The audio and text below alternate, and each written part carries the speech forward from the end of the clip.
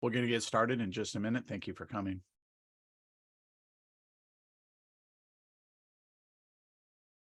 Good evening, everyone.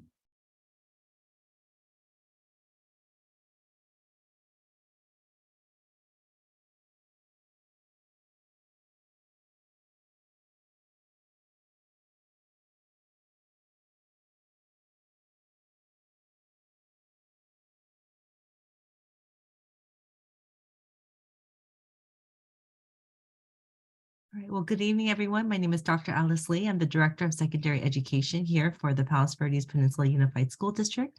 Today, we are honored to have Mr. John Moffat. He is an expert in cybersecurity and all things digital education for kids. So, Mr. Moffat, take it away.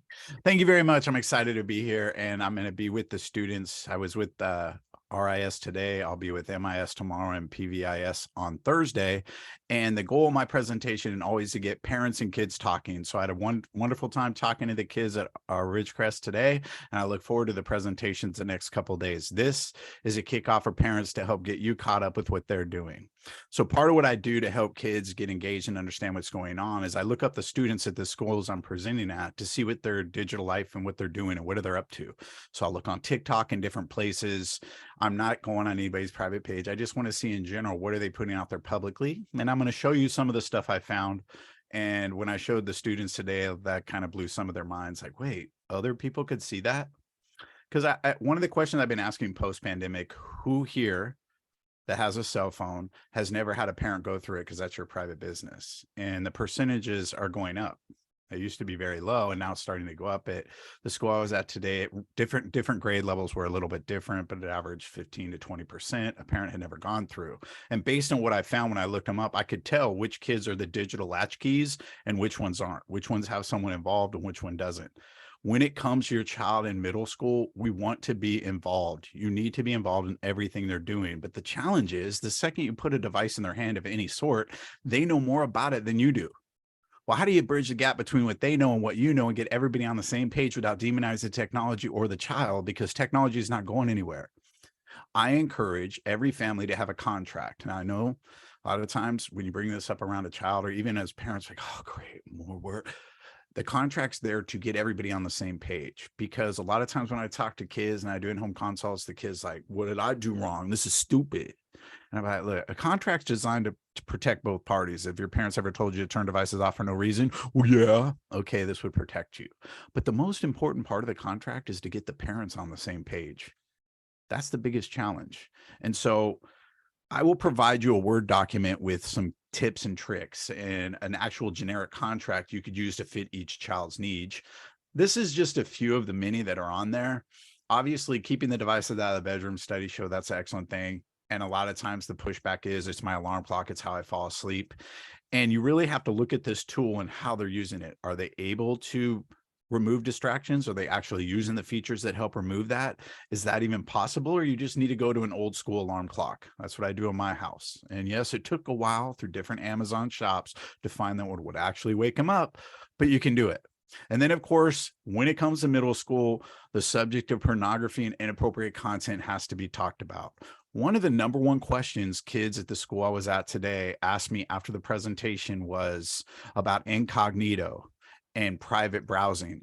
Can that be seen? Is that, what are you looking at? You're buying a late holiday gift? What's going on? This is the conversations you have to have, because whether they're searching it out or it's being sent to them without asking, a lot of kids as young as elementary school are being exposed to this and nobody's talking about it. They're not having conversations with their parents. They'll come to me or someone else because I'm not taking it away. We have to remove the look, if something's shown to you that you didn't ask for, come tell me. But we're not searching it out, or you're going to have this consequence, or that's not the sign of a healthy relationship. Because I get all those kinds of questions, which is crazy.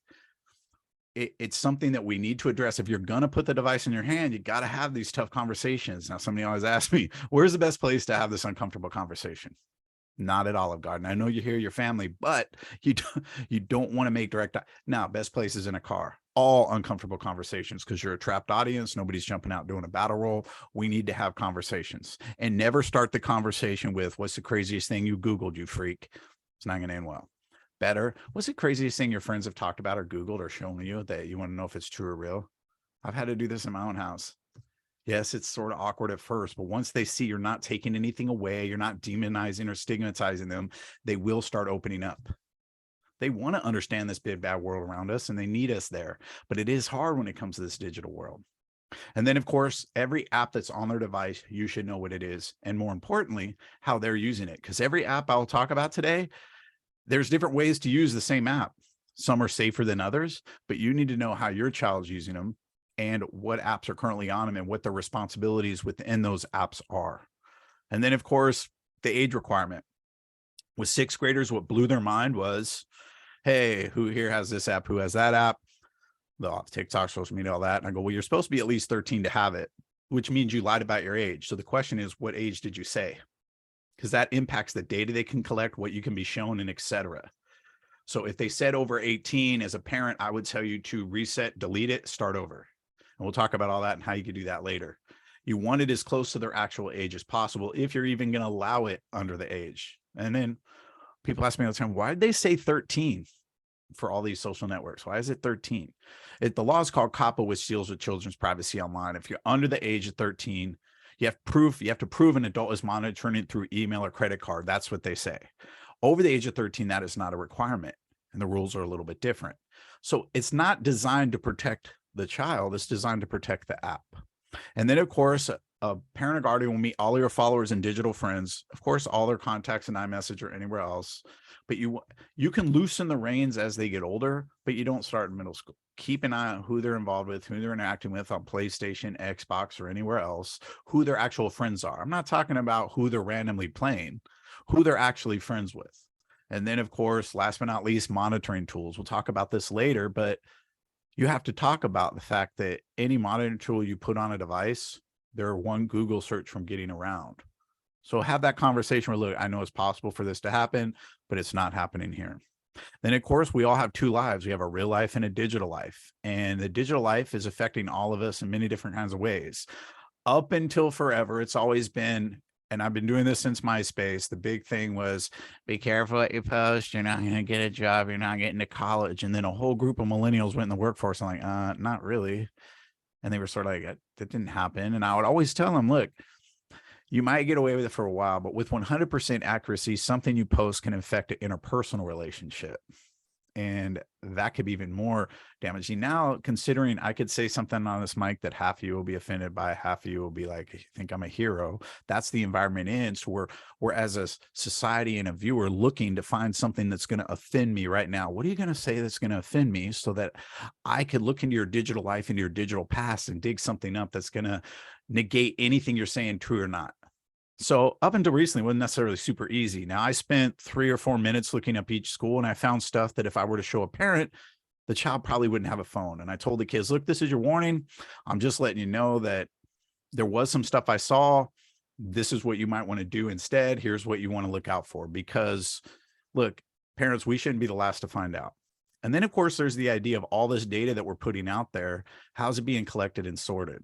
Well, there's some companies that are coming up like Fama and Ferretly that use artificial intelligence to scrub the entire internet for everything you did publicly, right?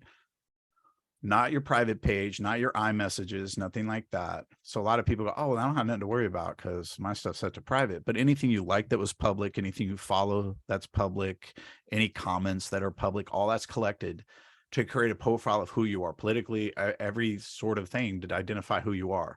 Now, I wasn't sure how accurate this was, because anybody could say a detailed comprehensive report. So a friend of mine paid for hers and we looked through it, and she'd only been on social media 3 years and her report was 300 pages long and it was quite accurate. Now, it's only supposed to be available for people over the age of 18. And when I mentioned that to the classes, a lot of the kids cheered like, woo! And I go, but what age did you say you were? Oh, I said I was 99. Well, the joke's on you.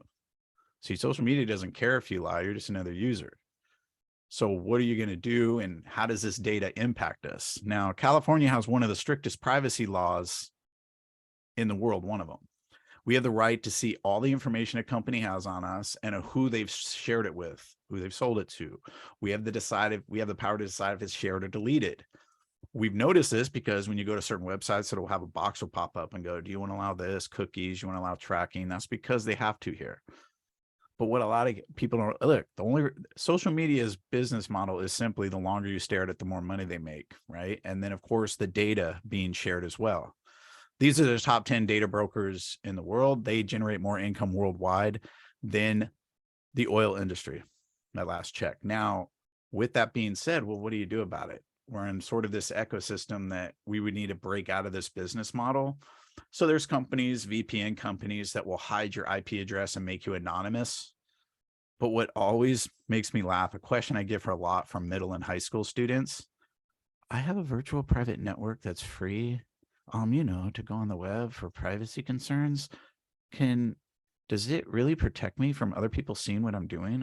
Did you say free or paid? Oh, it's free. I got it free on the App Store. Then no, it's not private. Why not? Nothing's free. Yeah, they'll protect you from the other companies seeing your IP address that you visit, the sites that you visit. Instead, they're selling that data when you look at their terms of service. Really? Yeah. So not all VPNs are alike.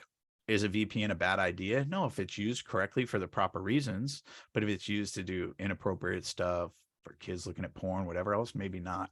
So I had several kids come up to me after the presentation and ask about VPNs and which ones are safe and which ones are that. And I always explain, talk to your parents about it. The best ones are paid ones. Nothing's 100% free.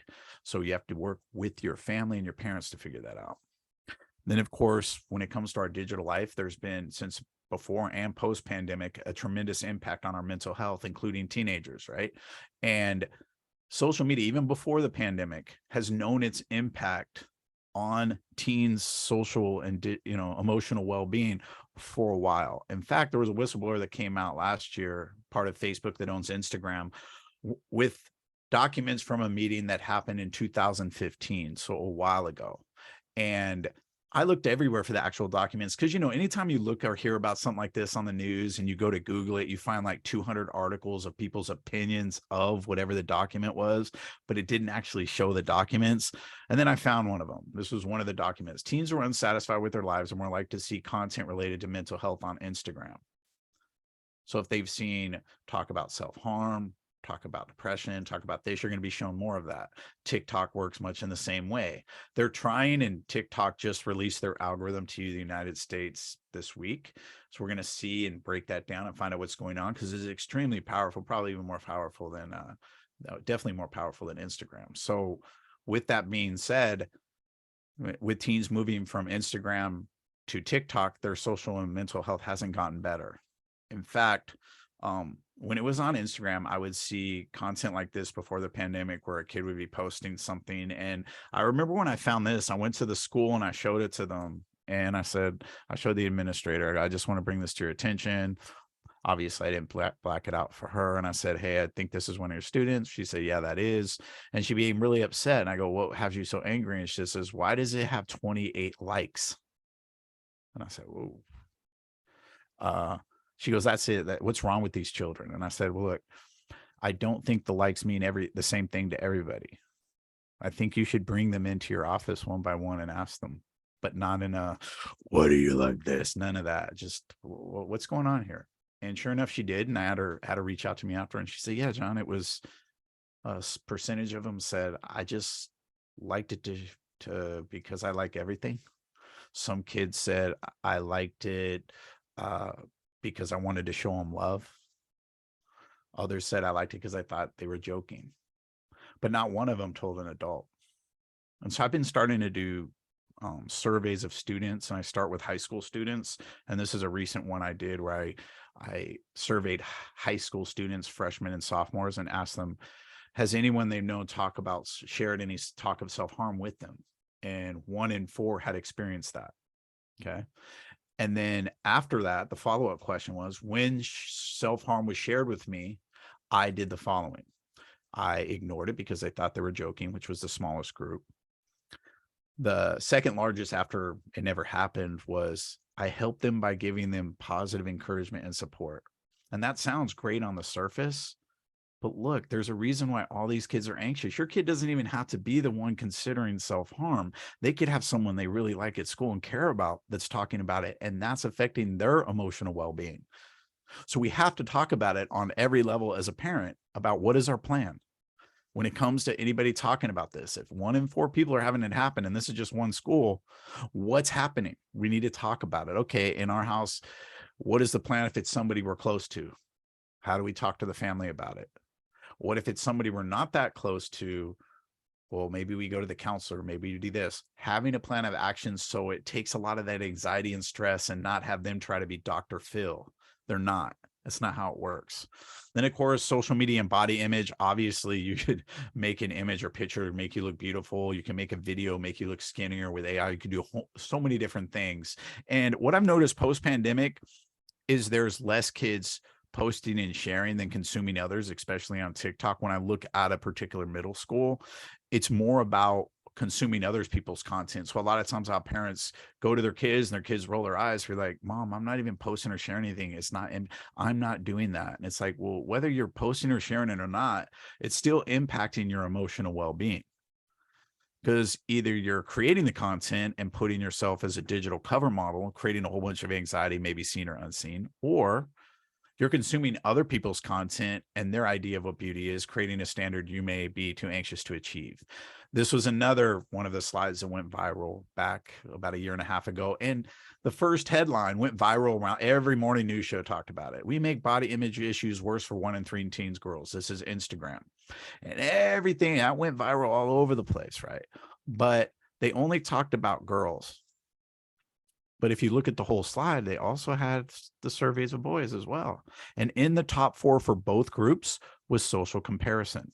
And us old folks do it too. If we're on Facebook or anywhere else, wait, they're doing that again. That's not fair. Why do they get to do it? We all do it on some level. And we're wondering why the emotional well-being and nobody's talking about it. We have to look at it. And how is your child? Are they just consuming? Are they posting, sharing? What does their feed look like? You should look through their feed on all the social media platforms at various times just to see what's going on. It's okay. You're not there to look, I'm not here to just blow everything up, but I do need to know a general idea of what's going on. And then there's the idea of influence. What is 500,000 followers worth?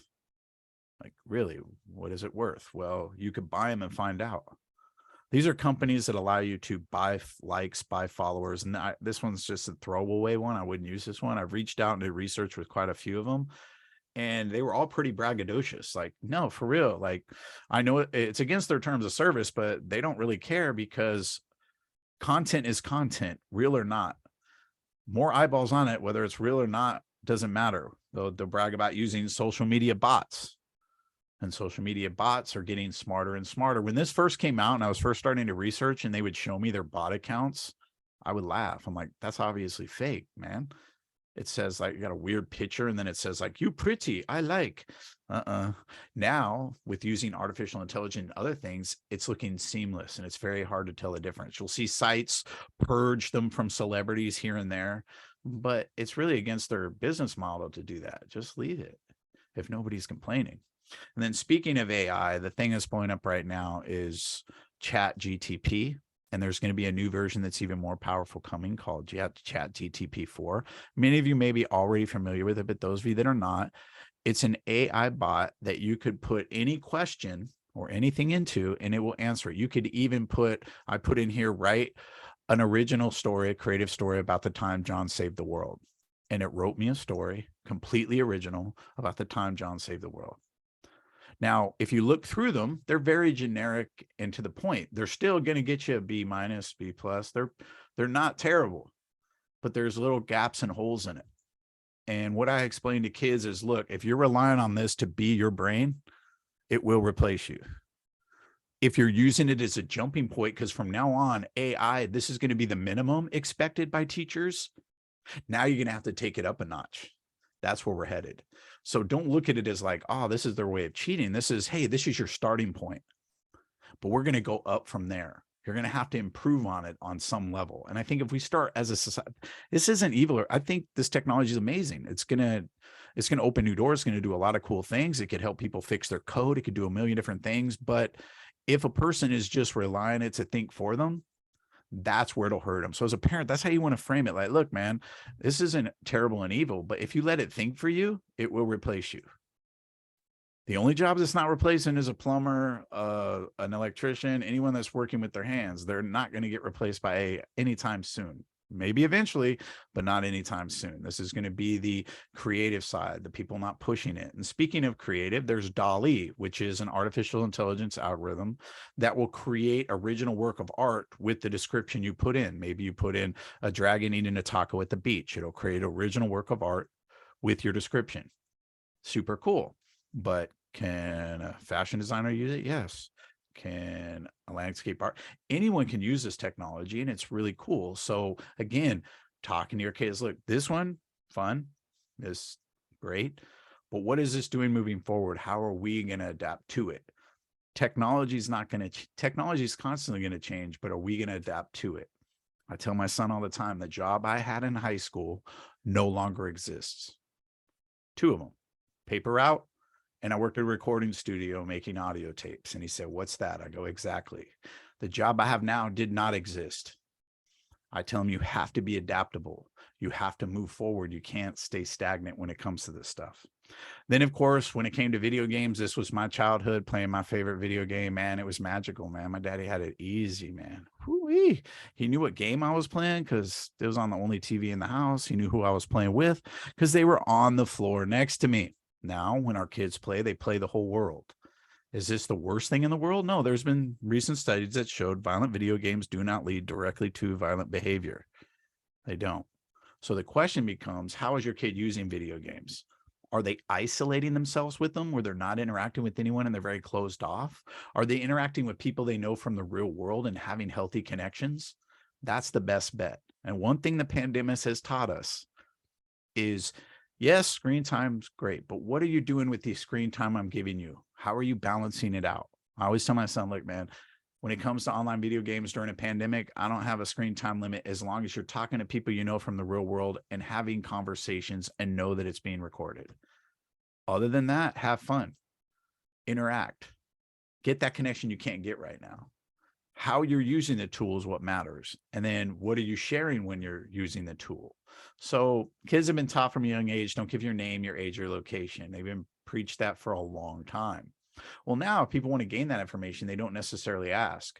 Instead, they use other tricks. Now, some people say, oh, they'll hack you. It's more often than not somebody they know or somebody using social techniques, whether it's Google or something else to get that information. So for example, every single child has a unique gamer tag, right? So when you're playing a game, that gamer tag is only your child. So if I Google that gamer tag and they're using it in a searchable place, like on a Twitch account or somewhere else that could be searched, I have done and found information on people who did not give me anything, but because they linked their social media to Twitch, YouTube, or whatever else, there became a way for me to find information that I shouldn't get. And then, of course, the reason why I like online gaming, point blank, you can block and mute people. That's a beautiful thing. I mean, think how much longer all marriages would last if you could just block or mute somebody. Oh my goodness. Arguments would end, the world would be peaceful and everything would be great. Your child should know how to block and mute everybody on every platform they're on. And you should ask them because not every kid knows, not every kid cares, but they should be paying attention to that. The other thing I get with, it's usually only up to about 6th grade because it's funny. I was talking to some 6th graders today, and I remember I told them, you know what my son said the first day he came home from 6th grade? And they're like, what? I go, he said, Dad, middle school's inappropriate. And they giggled and laughed. And I go, is that how you feel? And they go, yeah. And I go, that's about right. Has any of your gaming experiences gone inappropriate? Because you could have the most polite kid at home, but all it takes is somebody saying something crazy. And do they know how to block or mute? And then when it comes to private parties, a lot of times parents are like, oh yeah, my kid's in a private party with just their friends, they should be fine. It should be if their party settings are correct. So when you're in a party, you have privacy settings. You can make it public, which means when I'm at schools, a lot of times I ask younger kids, hey, who here has been in a private party with just their friends and somebody jumped on and was really rude and disrespectful? And they'll go, yeah, that happened to me. That's because your party privacy wasn't set correctly, meaning you were letting people in that shouldn't be in. And that's important that you're paying attention. And then, of course, the new world, the virtual world, is really making a big impact, whether it's Oculus or anything else. As a parent, you should periodically be checking into what your kids are being exposed to and what they're doing. You could have them cast whatever's on their headset to a screen near you, even a phone, by downloading the app, and you should be doing that. The privacy settings are different for every app. The ones that come with Oculus are very generic because Oculus's attitude is our hardware is designed for ages 13 and up. So if your kid's under that age or anything, that's not our responsibility. So whether it's VR chat that has a lot of different kinds of fun games, or games like Gorilla Tag, where how do you know if your kid's playing that? When they have the VR headset, they're waving their arms below them as fast as they can, and that's how they run in the game. So I guess it gives them some form of exercise. But the comment kids come up to me about these games in general is, yeah, the chats get toxic quick. So are you aware that they get toxic quick? What kind of conversations are happening? Are you comfortable with that? Some parents are like, look, man, it's the world. I'm with the okay, but they should be comfortable coming to you if it gets too toxic. And a lot of kids are afraid to do that because they think, nah, I don't want to upset them. It's better they don't know. And then, of course, Roblox, not a super popular game in middle school or high school, but I have had a lot of high school and middle school kids go, yeah, I've been on Roblox recently because they added a new feature where you could voice chat. And you could just go into a random game and start talking. And I always explain to them, like, you do realize Roblox records every voice chat that happens here. And the looks on their faces are like, what? Yeah. So I wouldn't encourage them to do that. And this is not the place to do that. Then, of course, Discord. It's a chat app originally designed for gamers. It's pretty popular at the school I was at today, and it's pretty popular at a lot of different schools, especially post-pandemic. It's designed for gamers to talk across platforms. So if you have an Xbox and have a PlayStation, we could still talk. That's super cool. And then during the pandemic, it blew up. So if you're a parent out there and you're like, my kid doesn't even have a phone, they're not there yet. But if they have some sort of device, an iPad or something else, any device with a web browser or the ability to download apps can have this, because you don't even need to download an app. You could just go to their website. And depending on the hardware on the device they're using, they can make voice calls or video calls or anything else. So if you're like, my kid's not allowed to have a phone, but they have Discord, well, they have a phone then, because they could send direct messages, do everything else does. So as a parent, a couple of things you want to look out for is, who are their friends? You should know who every single one of them are, and you should remove anybody that you haven't met. That's one side, which is just like a cell phone. The other part is called servers. That's the part on the left. They could be about any topic. They could be open or closed about any. They could have one member or thousands, and some have rules and some do not. And as a parent, you do want to pay attention if they have rules or not, and if they're being enforced. And then, of course, what is your child's role in it? Things to look for. What is the server's purpose? The number one server purpose that most kids first get on here for is, number one, their gaming crew, where they all get together and play. Cool. You should know who all those people are. Then they might join other servers.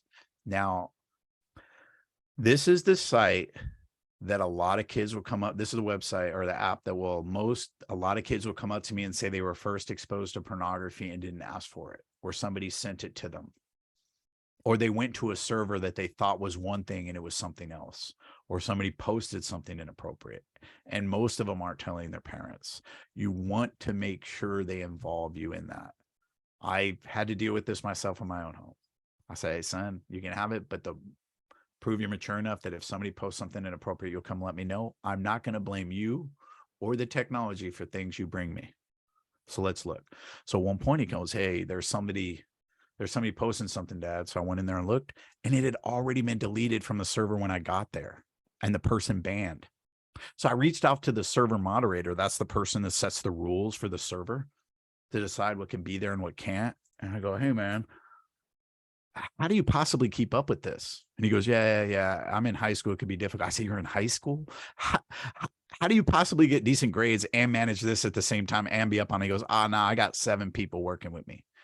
I'm like, you're like a baby CEO. That is dope. I'm not mad. But then I say, hey, just from a standpoint, what if somebody posts something horrible at 2 a.m? He goes, what do you mean? What if somebody makes a credible threat to shoot up a school or do something else in your server? I'm not saying you're responsible for it, but what's your plan? I guess we would turn them in. Okay, make sure that's down there. Make sure you make that very clear. And then, of course, a question I get from a lot of kids about this. I was on a Discord server and it got really toxic. What should I do? This is where, as a parent, and I talked to the kids about it today, and I gave them the analogy. Imagine we're in one giant group chat, all of us in that assembly, and one of you stands up and says horrible stuff about me. I'm going to think that one person's got problems, But by everyone else in the room saying nothing, I think you're agreeing with it. You may not think that's fair, but that's the reality of how these group things work. What are you doing? Are you going to step up and say something? Because you're taking on a lot of responsibility being in this digital world, because it leaves a trail in which doesn't exist in the real world. There's a reason why might be a little bit more anxious. So what are some things you can do? Well, you can obviously leave the server, but that victim still doesn't know. So maybe go to the person in the real world, because the number one thing kids will say is, the reason why I don't want to speak out in the group chat, now I'm gonna be a target, or that person talks trash so they deserve it. Standard things I said when I was a kid, right? The differences are leaving sort of a digital footprint that didn't exist when we were growing up. So we have to talk to them about, okay, are you leaving the Discord server? Make sure you leave them, or anything on iMessage or Snap or anywhere else where something gets toxic. And then, if I'm not saying, again, it's just a tool if it's used correctly. If you're going through a kid's device and you're going through their apps and you're seeing that they're using it pretty safely, all the servers they're on seem to be good, maybe not needing to delete it or start over. In this case, you can't drag it to the trash to get rid of it. You got either delete or disable. Disable means the information's still sitting out there. If you log back in, it turns on. Deleting means it's gone for good. Then, of course, we got to TikTok, and that's usually where this next slide, usually at every school, takes me about a minute and a half to calm the kids down because they're in so much shock. And these are the local accounts to your school district. There's RIS, MIS, and PVIS. And these are some of the anonymous accounts I found when I was looking up the students. Some of them I tried to find older ones, so I didn't want to embarrass any current students, but not all of them that could happen. So some of the different ones, some are more toxic than others. Like, for example, interviews, interview pages. If you come across those when you're looking through your kids' followers or what they're following, Ridgecrest interviews, for example, they're just going up to people and asking them questions. The number one question they always start with at every different school I've been to, and it's the trend: what's your occupation? I think they're being sarcastic, but I don't know, because what possibly could it be? A student? And then eventually it'll lead to questions like, who's your crush? This, that, and the other. And it could go negative really quickly. And a lot of times the person with a mic in their face and a camera in their face, you could tell they're not liking it. Like, why are you doing this to me? And then the other kind, tea and ships. Tea is where they spill gossip, and ships is where they take a picture of two people and say, should they be a couple? And then they vote in the comments. I saw some really good comments like, oh, couple goals, so beautiful. And then I also saw, ew, gross, that's disgusting. Which one was your child? You should be paying attention, because they're leaving it in a digital footprint that could affect your family. And then, of course, the confession pages. Who's managing that? Who's controlling that? What if the confession is something serious? Have they talked to a family about what they're going to do when they're dealing with that? That's a lot of responsibility to take on. The exposing one, or slander, or this, that, and the other. All these are things we need to know. First off, if they're a part of them, if they're following any one of these, at minimum, they're telling me the general area they live in, and probably even the school. Then there's the other one where it's little miss, where sometimes they're little miss best smile. They could be positive, or little miss shut the blank up. Is your child following this? Well, 52 children at that school are, and I'll be there on Thursday to talk to them. So what role does your kid have in these accounts? Did they create it, or are they just following it? This is why we need to be in our kids' digital lives and not let them be digital latchkey kids, and pay attention, because being a latchkey kid, when I was a kid, I just went home and walked in my house. Sure, I could go cause trouble, but in general, I was there. In this particular case, not only are they free to roam, but they're free to leave a trail that could affect everyone.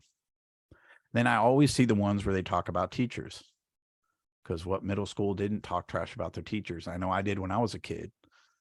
But you want to talk to your kids. Hey, look, man, I know you may have problems with this kid, or you may have problems with that, but you're leaving a digital footprint.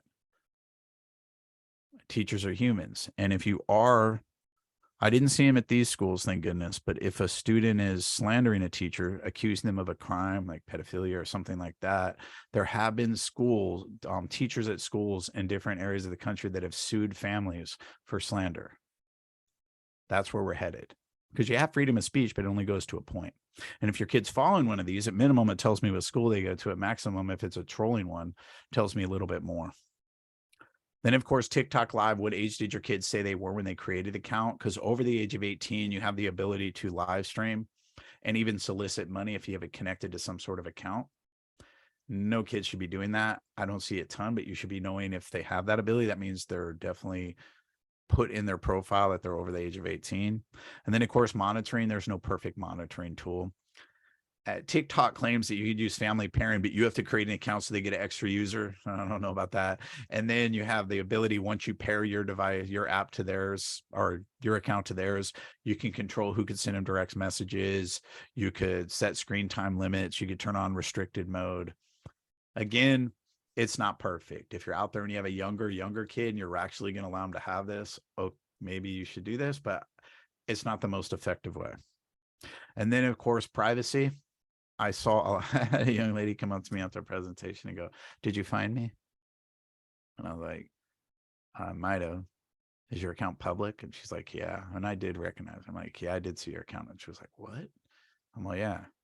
When you put something publicly, there's a chance other people could see it. I'm not here to judge whether you should or shouldn't share content, but you should pay attention to who you're sharing and what your family's end goal with this is. If the goal is to become famous, I'm not here to judge that, but don't make it so I could find you in your location. Probably should make a personal and professional one. Should narrow down the ability for somebody to find out who you are. And then, are you comfortable with everything you create being stolen?" What do you mean? Well, every bit of content is stolen by someone if it's public. There's anonymous forums and dark places on the internet where they just trade socials and videos and images of people. And guess who 99.9% of the people they're jacking? Young ladies. When I was growing up, a creep had to go to the beach, take pictures of kids. And I remember one moment where my dad attacked a guy because he had a camera and he was taking pictures of kids. That guy doesn't have to take pictures of kids anymore. Kids do it for him. Does that mean your kid shouldn't be allowed to take pictures and share? No. Pay attention to who you're sharing it with. Who's following you? Who has access to what you're doing? Then, of course, likes. You should go through your child's likes in TikTok and see what they're liking, what they're interacting with. Are they liking stuff that's inappropriate? Only because we're seeing that there's AI. Might as well teach positive digital habits now. Where, okay, look, it's one thing to laugh at something and in real life, but to then like it and connect it to your digital life, to your real life, is not necessarily a good thing. So one of the kids asked me when it was like, "Hey, I don't know if I should like, post, follow, etc. something. Would you wear it on your shirt to school?" And if the answer is nah, that could get awkward. Maybe not connect it to your real life. Maybe not put it in your digital life. Then, of course, two-factor authentication should be set up for every account. That just makes it so if somebody tries to access your account from a different device, you'll get a message. All accounts should have that. Then, of course, TikTok term of service. This has become a hot button issue in the last couple months. It started right around before the election when one of the TikTok representatives went to Congress and spoke. And they asked both parties, asked questions like, is all the data collected on Americans stay in America? And her response was, yeah, it stays in America. Okay. A follow-up question was, are there any members of the Chinese Communist Party that work here in America for TikTok that have access to that data? And the response was genius. Whoever the lawyer should get paid triple. How would we know the political affiliation of any of our employees? That's not a no. So later we found out they are sharing all the data with TikTok in China. It's not kept here. And then if you look in the device information, the one that really stood out is in the middle. It says keystroke patterns and rhythms. They're paying attention to everything we're typing. They're collecting all this data. You might have heard TikTok is, the Brendan Carr, one of the 5 commissioners for the FCC, has asked for an all-out ban. That happened on the day of the election, which sort of went under the radar. And then the TikTok and the FBI and many states are now banning it. And then the pressure of all this has culminated with TikTok sharing their algorithm with the United States this week. What's going to happen moving forward? I don't know. We will see. Then, of course, finding multiple accounts. So a lot of the kids have more than one account. They have their main, their private, their spam, their this. Maybe they're running one of the fake accounts I just showed you. How do you find out if your kid's one of them? You take the device that they're using in their hand, go into their TikTok app, click on the me part at the bottom, and then click on their username. If there's more than one account, that means they have more than one account. Look through all of them and then question, why do they need that many? You're just creating more data and more stuff for it. No. And then, of course, deleting those. Well, TikTok will let you make as many as you want, but deleting them is not so simple. You have to put in a real phone number, verify that it's real, and then you could delete one per phone number. Last I tried. They may have made some improvements since, but I doubt it. Then, of course, How do you remove those extra accounts? Or one, maybe you see one about the school or something else and you want to report it. What's the quickest way to try to get it banned? One of the ways you could do is by reporting it as featuring a minor, somebody under the age of 13. And if they do look under the age of 13, it may get it banned. Or you could report inappropriate content or pretending to be someone else or whatever it happens to be right here. And then, of course, a social media app that's starting to pick up steam. It's sort of ebb and flowing. It's called Be Real. The idea behind it is it removes all filters where you have to be real in the moment. We're going to randomly give you a time and you have to take a photo in that moment showing exactly what you're doing, no filter. It takes pictures with both cameras and you have to do it right then. What I've been seeing when I look up different schools is kids messing with teachers and other students that don't know about this app and handing them the app with it open and having them take a picture of them. They think it's just a regular picture. So they're like, and so it takes a picture of them and the people and they're like, knowing they're messing with someone. That's just one of the things. You could geotag the photos, which isn't a good idea, make them public or private. You should pay attention to how your child's using this. Are they just sharing their real moments with their actual friends? Are they sharing it publicly? Now, an app that's starting to pick up steam, it's just in high schools right now, but we all know that kind of stuff trickles down, and that's the Gas app. Now, the idea behind Gas lets you send anonymous compliments to your friends through polls. The polls are not created by the students. They're generically created by the app to keep it positive. So who do you secretly admire? Who makes your heart melt? Notice they create the polls. Now, that seems on the surface like a good idea, probably, right? Oh, wait, we don't want kids to see like create inappropriate stuff. Okay. But they also tell you that, okay, we got no direct message. There are no ads. Well, wait a second. There's no ads. Well, then how do they make money? Oh, they just want to help children? No, they have something called God mode, which allows you to subscribe and sort of discover the names of who voted for who, give you little hints.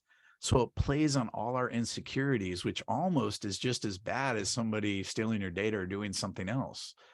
So on the one hand, yeah, it's focusing on positive information and that's a good thing. Okay. But it's also playing on our insecurities and our curiosity to make money. I don't know where this is going to go. We'll see, because all you need is a phone number to start an account. So as a parent, you should pay attention if they have this and talk about what its impact would be if they had it. Well, obviously positive. Their smile makes my heart melt, having everybody vote and getting to see who vote. Yeah, I'd probably want to do God mode too. Then, of course, Snapchat. I did an experiment. I do it at every school. I asked to be friends with kids at the school on Snap, and the schools in this district were no different. This guy, AKA me, asked to be friends with them. So how? There's no search feature. No, there's a search, but you have to have a username. So I got to go to Instagram and TikTok, and they'll put their username with a ghosty ghost. I'll take their username and plug it in and ask to be friends. And 5% of the kids at every school I go to add this fool right here. That's crazy. The good news is the second they add me, I immediately block and remove myself. My goal isn't to violate privacy, is to see if they respect theirs. Then, of course, I'm not stalking them like the app is. You got Snap Map, and you should look at the map and just see, you could see where all their friends are the last time they logged in. But then that brings up an interesting point. If you're not going through your phone, that means everyone that has this app, everyone that's out there knows more about your kids' whereabouts than you at every given second. That seems a little crazy when it comes to privacy. If your kid has this app and then they're claiming they want privacy, doesn't make sense. You don't understand how this works. And then, of course, what if you don't want your friends to see where you are every given second? You could turn on ghost mode by following all these steps to the end. The step right before it, for privacy, it's not a toggle switch like Instagram and TikTok. It's who could contact me and who could view my story, and you have to have it set to my friends and my friends only. That way, you know it's private as your friends are. Snapchat saw people were just adding random people during the pandemic, and they added a feature. They added a little action button. Snapchat is for real friends. Click here to remove people that shouldn't be there. Parents, you should know who all their friends are here. Then, of course, another section that I had a 16-year-old kid come up to me after a presentation and go, "Can your parents see what's in your For Your Eyes Only in Snapchat?" And now, just so you know, For Your Eyes Only, when you go to the camera app and you swipe up, it'll take you to the memories, and on the right hand side it'll say For My Eyes Only. When you click on that, it asks for a password that they came up with. Now, what's in there?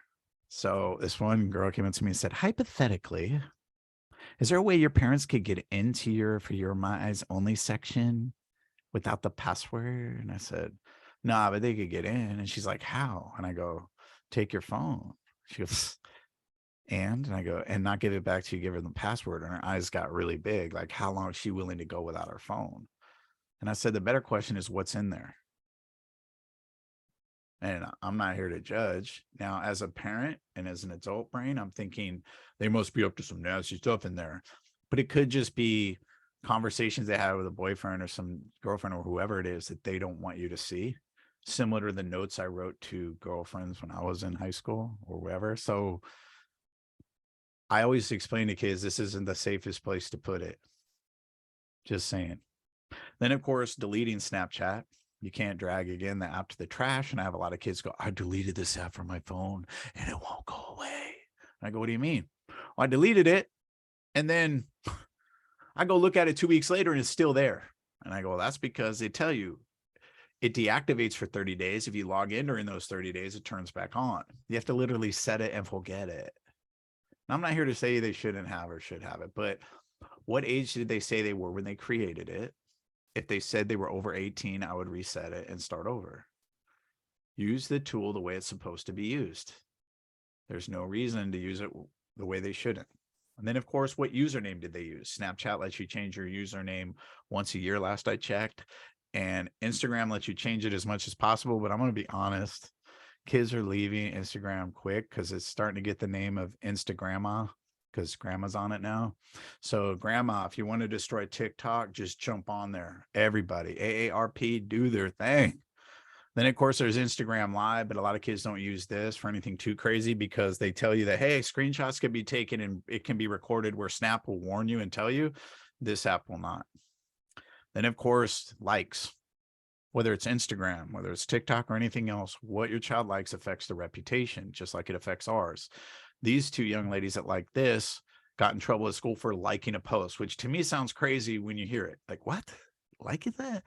Like if you think this person is a blank and should be beaten up after school. So that line between freedom of speech and inciting violence is thin.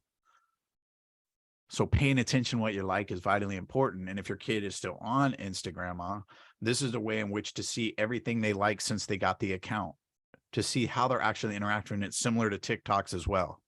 So I encourage you to do that. Then, of course, there you have the ability to delete comments, remove comments, doing all that. And then whether it's TikTok, Instagram, they have this time spent feature.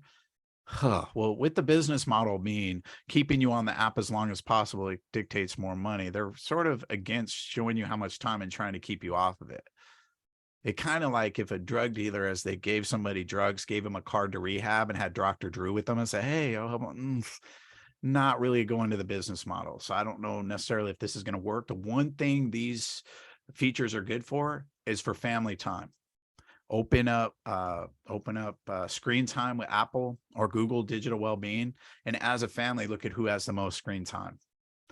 Newsflash, it's not always the kids. A lot of times we beat them. This isn't just a kid problem. It's all of us problem. They do have a control center for Instagram, but just about as good as TikTok. So I'll talk about other better practices later. Then, of course, deactivating an account. I always tell kids, do not use a school email address to create any personal account. Why? Well, once you leave a school district, you don't have access to that email forever. And many of them, the accounts require you to have access to the email to delete it. So you should have a copy of every email and password to every account they want to create. You could create the family email that all of them have to go to. No, they can't all. They have to have one for them because they can't all go to the same one. But you want to create one for them that you're in charge of.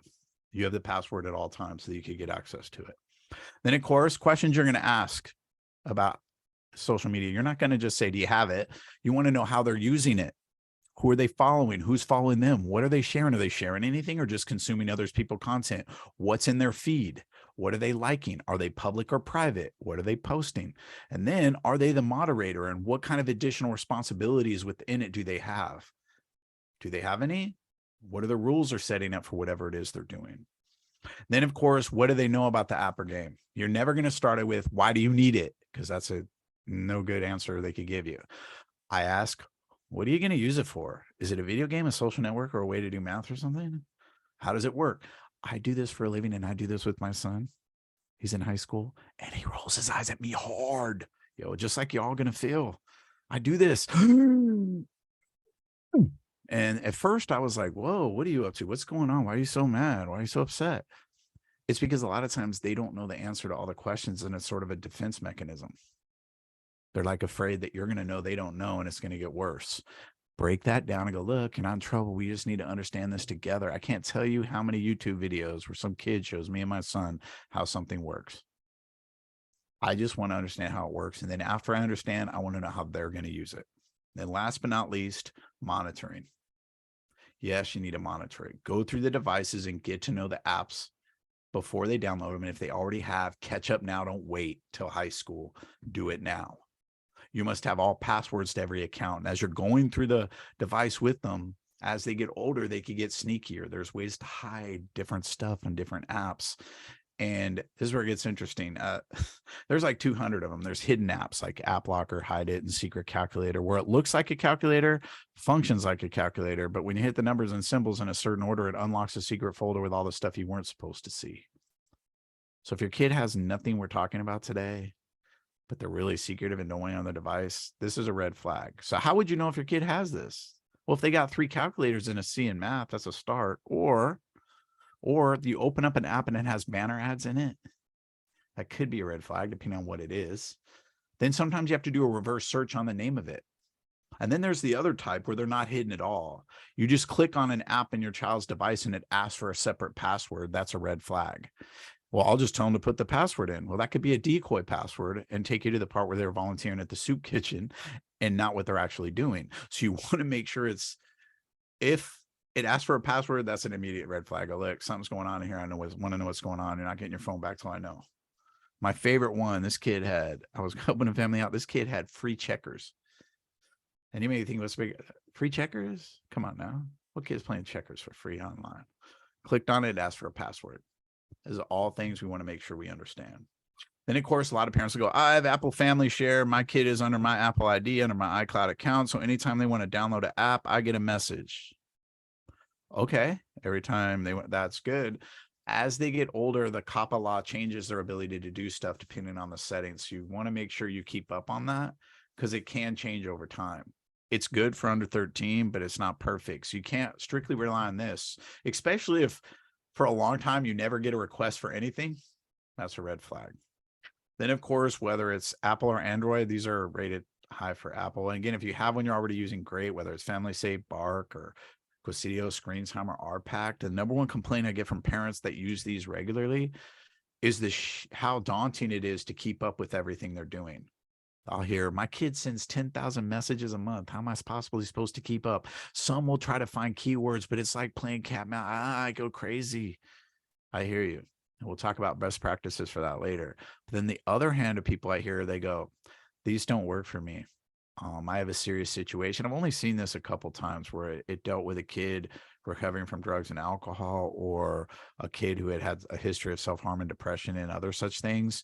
And so they were trying to help this kid earn trust back, but verify. And again, none of this software, any of this stuff should be put on a device without the kid knowing. But one of the most hardcore ones I've seen is MSpy. It gives you a call log of incoming and outgoing calls. It doesn't record them, even deleted messages. It does Snapchat, all this. It's not perfect, but what really sets it apart from a lot of them, and I think other ones are starting to do this too, is it records the screen and takes a screenshot every time the screen changes. Nothing's happening on that device without you knowing. Nothing.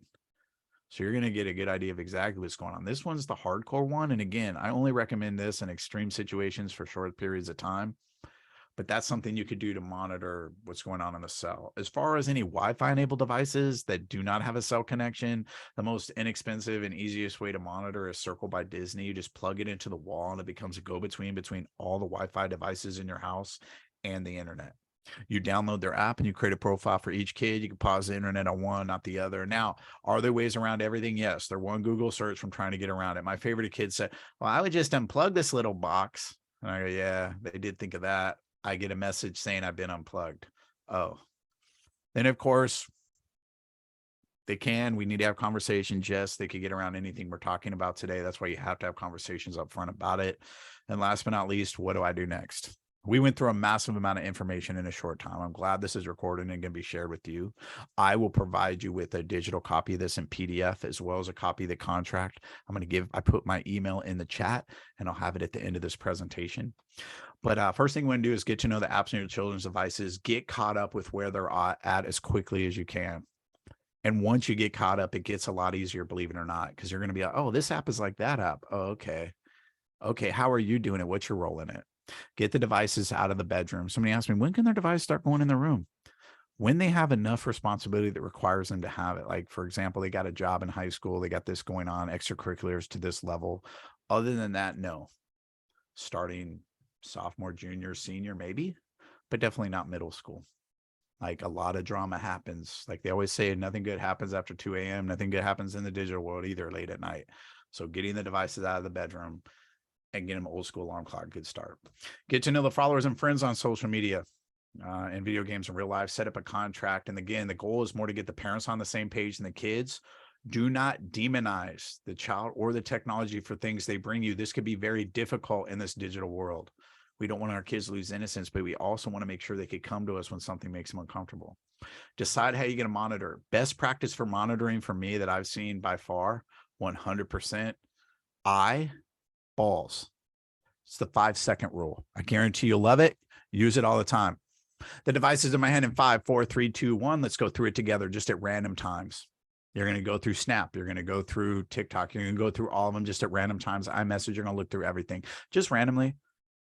But wait, there is no privacy. And you're going to let, and I got to tell you, there's 3 major reasons why kids really get stressed out about this. And especially when I talk to high school students, number 1, they're up to no good.